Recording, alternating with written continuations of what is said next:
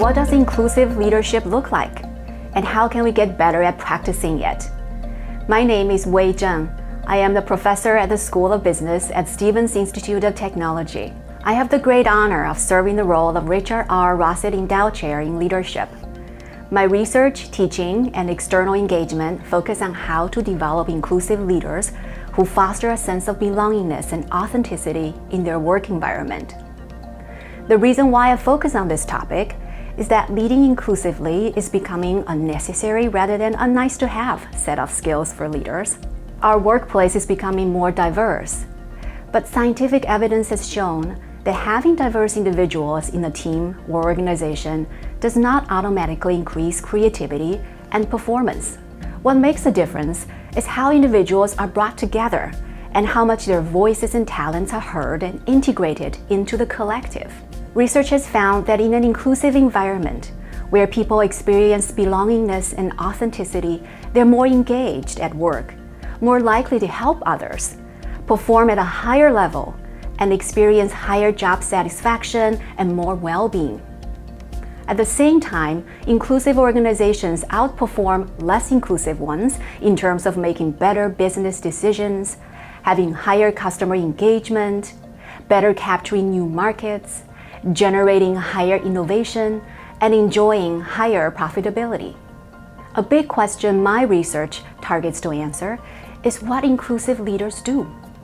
The more obvious part of the answer involves leadership practices that seek to understand, value, and celebrate the uniqueness of each individual, to empower them with high expectations and real responsibilities, and to provide individualized support to make them successful. The less obvious part of the answer lies in the leader's capacity to continuously discover invisible barriers to inclusion and innovate new inclusive work processes. For example, here are 3 ways that leaders can make teams more inclusive.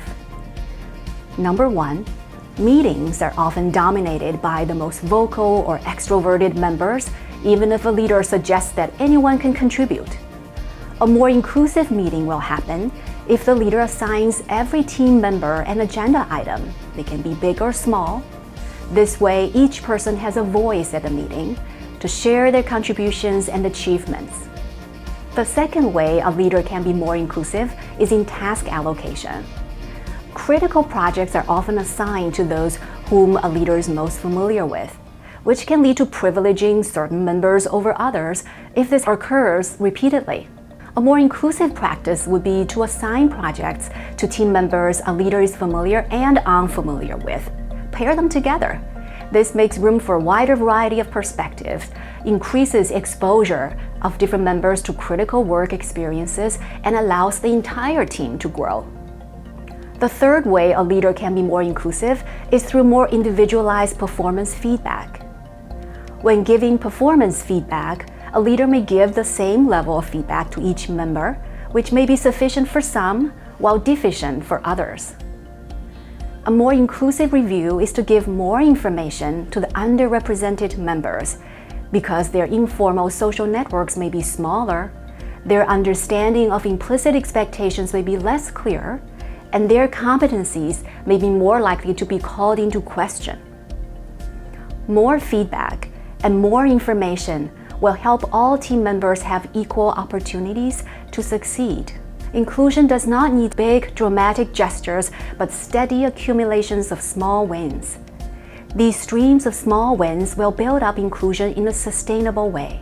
Now, if inclusive leadership is so important, the next question is, why isn't everybody practicing it? My research has identified incompatible demands placed on the leaders, such as the need to get short-term results, which can be achieved through a singular focus on productivity through non-inclusive means, versus the need for long-term results, which involves taking the time to deeply understand diverse needs of members and changing entrenched practices. What's more, there are growing social inequalities and divisions in this larger society and the discomfort of addressing them in the workplace. All these complex demands can be daunting to take on, but there are principles we can follow to turn these challenges into personal and professional growth opportunities. Inclusion is like a muscle. We need consistent learning and practice to make it strong. In conclusion, inclusive leadership has increasingly become not a choice, but a mandate.